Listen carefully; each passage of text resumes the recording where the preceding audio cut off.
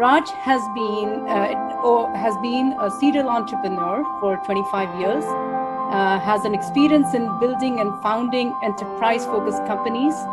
He's built and scaled 5 companies and taken 2 companies to IPO on NASDAQ. In general, conversational AI is one of the areas where we see enterprises invest the most in the AI landscape. And the reason for that is the benefits are huge. Well, what consumers are telling you is, no UI is the best UI. That's the best experience. So conversational is a no UI experience, which is starting to promulgate, pretty much every type of use case one can think of for an application.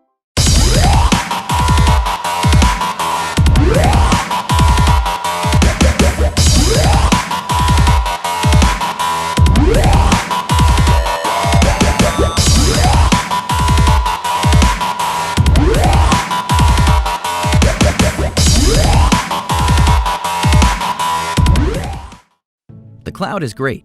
It solves a lot of real-world problems, but it's not just one cloud anymore. Public clouds, private clouds, edge clouds. The average business uses 5 different cloud providers. It's become chaotic and complex, with unpredictable costs, inconsistent security, multiple management tools, and different formats for workloads that span cloud platforms and providers. But it doesn't have to be that way. The Dell Technologies Cloud, powered by VMware, can be the one constant across your clouds.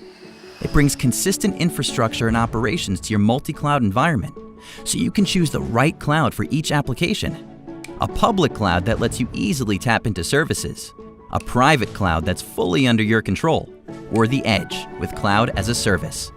With a true hybrid cloud experience, your business becomes more agile with simple workload migration and easy onboarding for new assets. Your teams get to market faster. With simplified operations and automated processes, you reduce risk and strengthen your security profile. And with Dell Technologies Cloud, you have flexible consumption options, reducing your total cost of ownership. Like it or not, the business world often requires many clouds. Now, that's easier than ever, with consistent infrastructure, operations, and services across all your clouds. You get the cloud without the chaos. The Dell Technologies Cloud.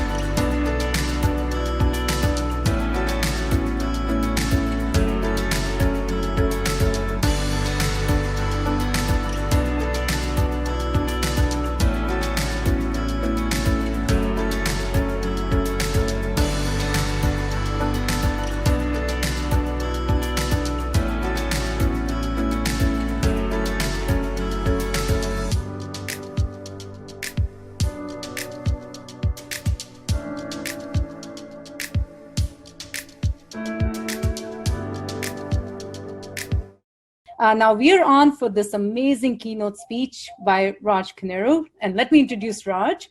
Raj has been a serial entrepreneur for 25 years, has an experience in building and founding enterprise-focused companies. He's built and scaled 5 companies and taken 2 companies to IPO on NASDAQ. The current company, Kore.ai, was started in 2014 and is 90% self-funded. Raj is an alum of BITS Pilani, but there's one fun fact that I'm going to share with Raj. Actually, Raj grew up dreaming to be a producer and a director of mega blockbuster Indian movies. However, he ended up producing one of the most incredible companies. So I'm sure he'll get back to his passion one day. And it is my honor and utmost privilege today to introduce Raj, my CEO, for this keynote session. So guys, sit back with that cup of coffee for this very exciting session and lots of learning. So over to you, Raj. Thank you, Mini. Good day to everyone. Nice to talk to you about this particular topic around conversational AI, which is near and dear to my heart. In general, when you look at conversational AI as part of the overall AI landscape, it's the most advanced space in AI in general, primarily because things like NLP, which is core to conversational AI, has been around for like over 30 years, but it has developed very rapidly in the last 5 years. And fundamentally, conversational AI is all about understanding. Right from the time we were a toddler, we learned language first, and we learned to see and hear and understand and then respond. So how do you get a machine to do the same? So you got to teach it like it's a toddler, and then it learns over time, and the learning, accelerates over time. And the use cases when a machine learns to understand a human are, infinite. You can do all kinds of things with conversational AI as soon as a machine is able to understand a particular domain or understand a particular type of topic that it can respond to. So at a high level, when you think about conversational AI, you basically have the ability for a user who could be a customer, an employee, a partner of an organization, say something in voice or in text to some kind of a listening engine, which is essentially a channel through which they communicate.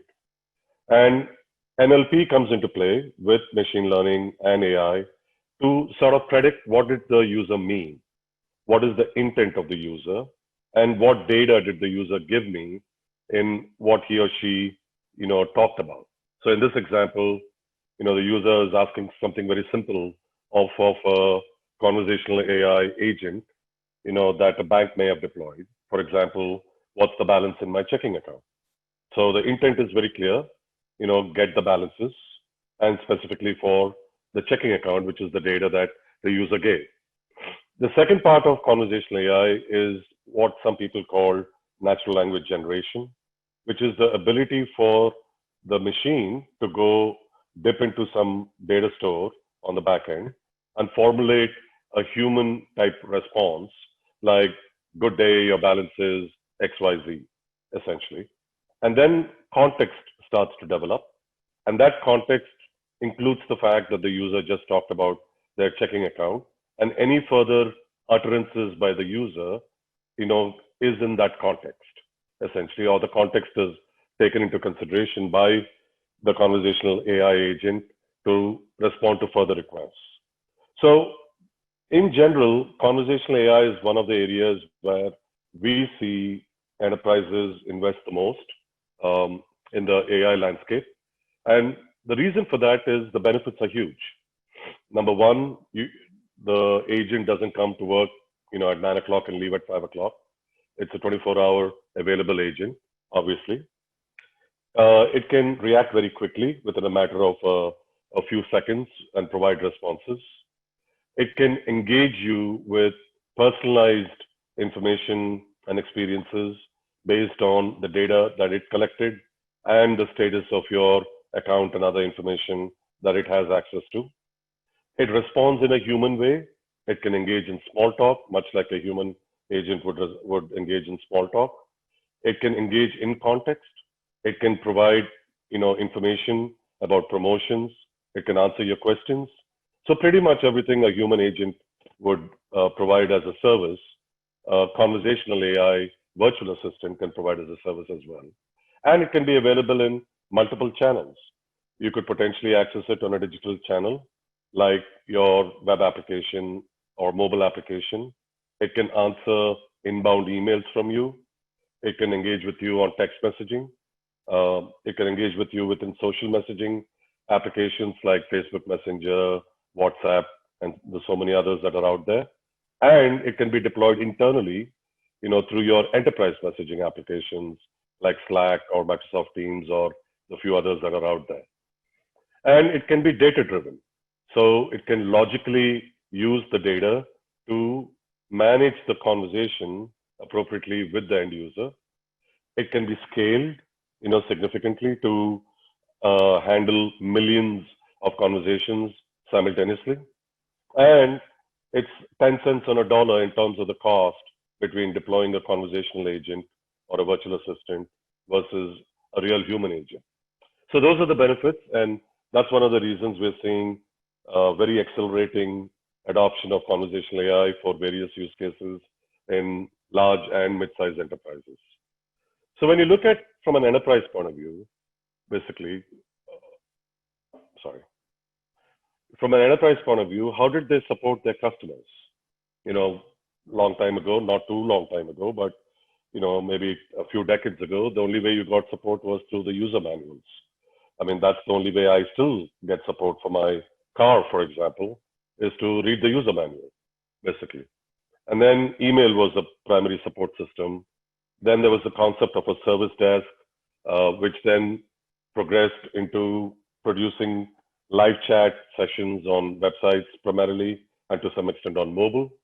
And then in the last 5 years, we've seen the proliferation of what we call rules-based, chatbots, basically, which fundamentally take you through a directed dialogue, which are not natural language understanding oriented and cannot maintain a conversation in context.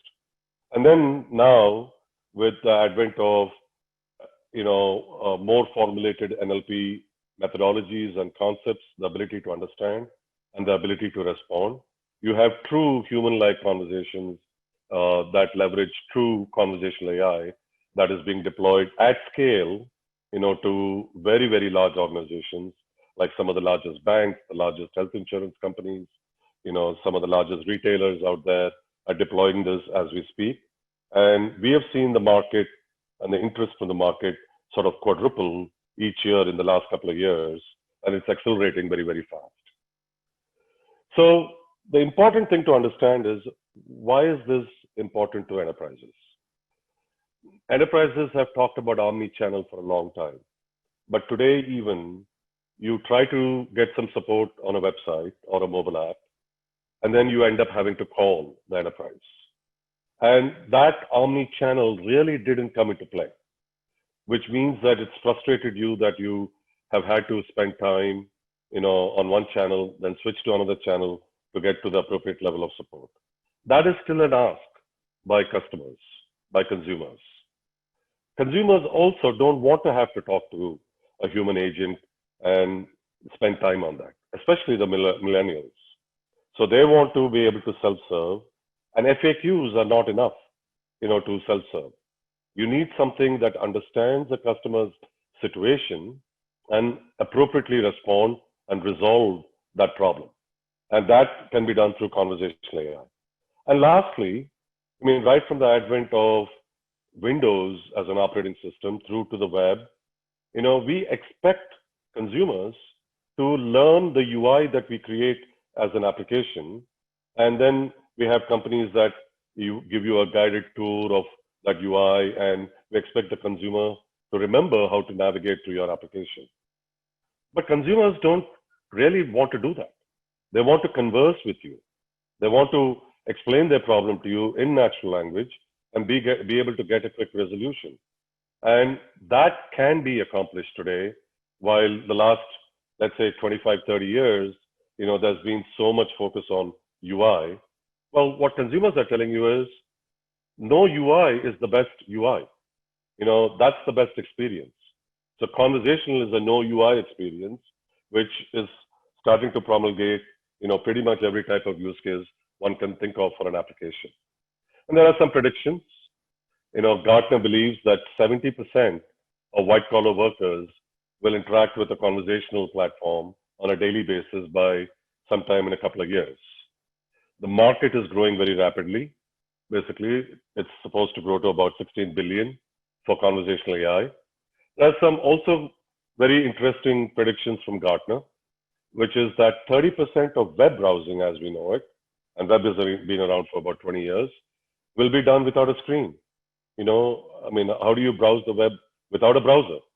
But that can be done through speech and through text, as opposed to through a visual web browser. The other big thing which Gartner has talked about is conversational AI first will be the theme going forward, superseding all of the focus around cloud first and mobile first that's been around for the last 15 or 20 years.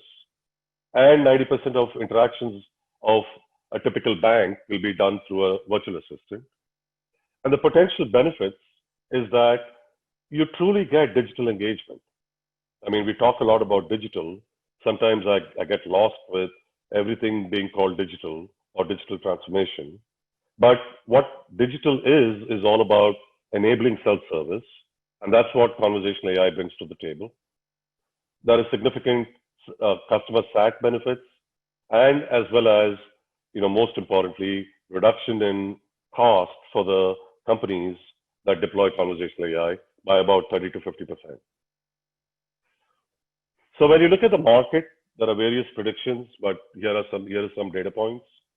The market is supposed to already be at about a $5 billion spend for conversational AI, growing to about $22 billion at a growth rate of about 32% per year over the next 5 years. And that's a massive spend, when you think about overall the IT market in general. So it's going to have increased share of the wallet, from CIOs and CTOs and chief operating officers over the next 5 years. Some verticals like banking, financial services, including insurance, retail, e-commerce, have been on the forefront to adopt this technology. The other aspect of conversational AI is the concept of having a personal assistant. Traditionally, any enterprise is a pyramid. Your CEO and chairman and your C-level suite have personal assistants to help them with their day jobs. And most of the people at the bottom don't. And that's not efficient, if anything. If you could give a personal assistant to every employee, albeit a digital assistant, it would make that employee extremely efficient. And overall, the enterprise is going to get more done in less time. And that's an area of the market that's growing faster than anything else. And NLP as a segment basically is dominating the market as compared to general machine learning and deep learning being applied to other kinds of problems around analytics or vision or pure speech and things like that. And companies are getting comfortable with it. Basically, the advancement in the technology has resulted in enterprises being able to understand this, understand the underlying technology, and learn how to deploy it, which is seeing the surge in demand in the market overall.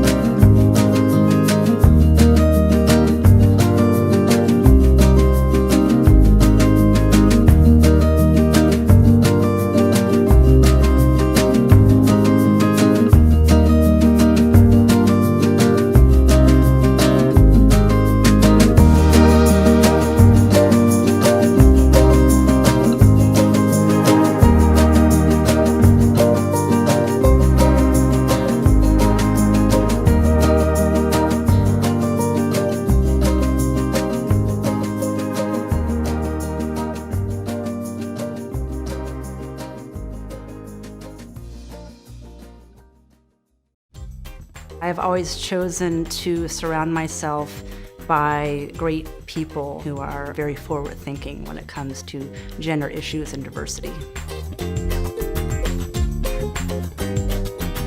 I think diversity is a key and central element of any environment. And I've never been in an environment where diversity doesn't lead to a better place. From a science perspective, we know that if you have greater diversity of microbes, for example, in your gut, that you're more likely to be healthy. And that's finding of diversity of microbes in your gut. If you think about the diversity of people in a working environment, it leads to a healthier environment and more innovation.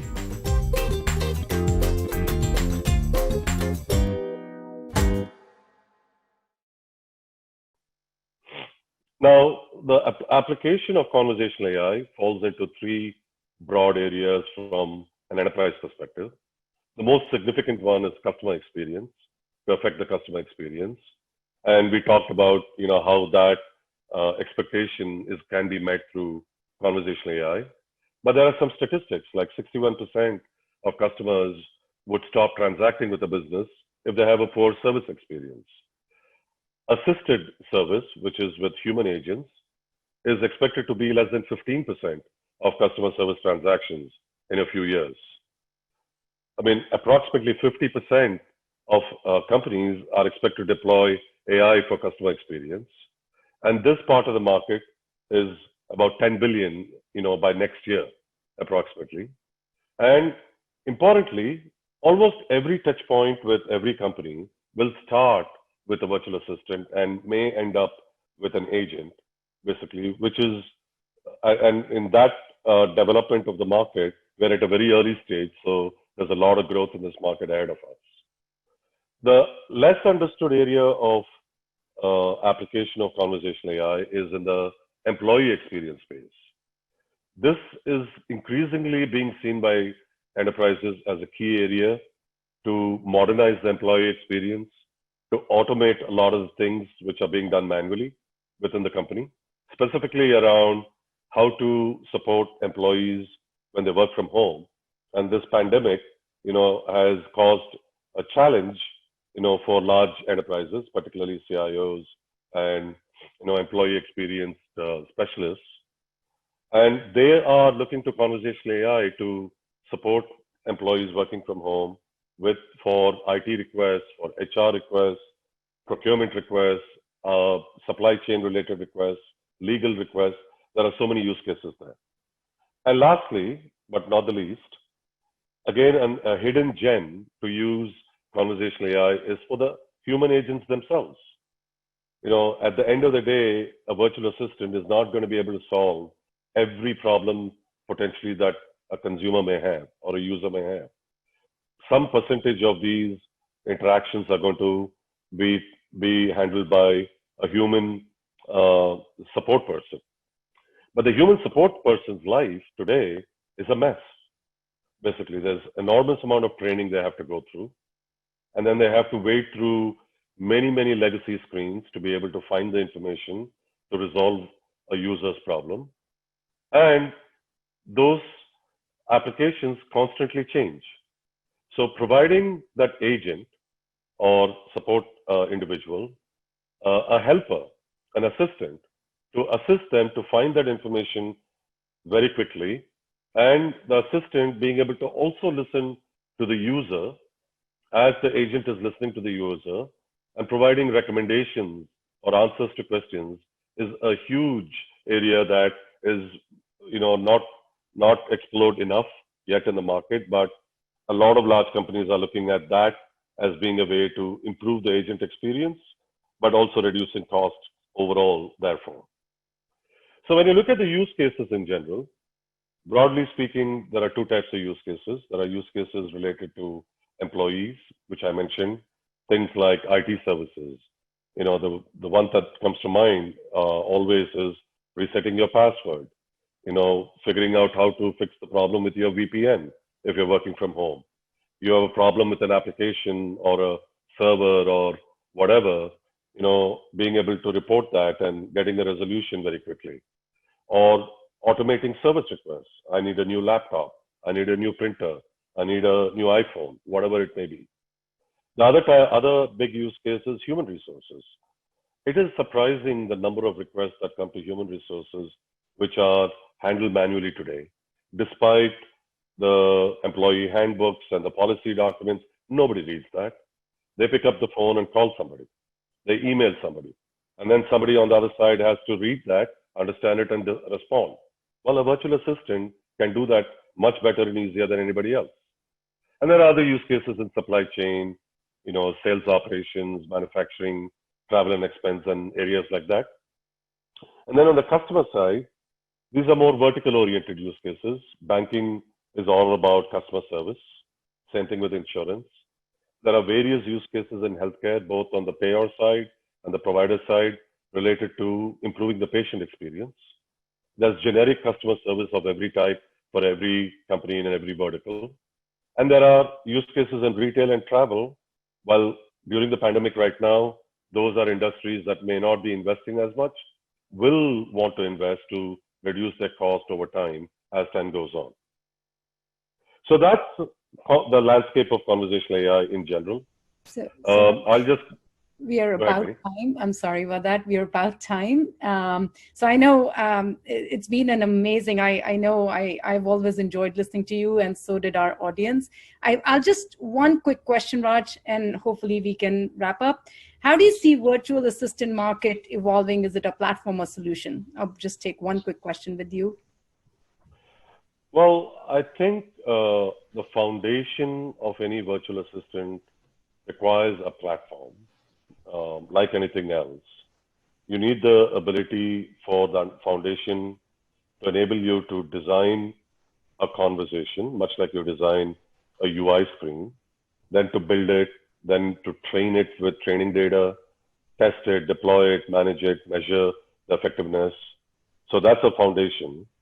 And then there could be solutions for various use cases, either horizontal use cases or vertical use cases or channel-specific use cases that may get you 30%, 50%, 80% of the way there. So I think it's a combination of the two. You can't do just with the platform, build everything from scratch, and you can't just rely on a solution and expect it to give you everything that you need, out of the box. Sounds good. Thank you, Raj. I think this is a great, insightful session, and I'm sure I always learn a lot from you, and so did our audience. And guys, if we didn't answer all your questions, you can reach out to me on Hua, and I'll get all your answers from Raj. And so please also go and check our website at Kore.ai for more information. And thank you, Raj, for this phenomenal session. Thank you, Mini. Take care.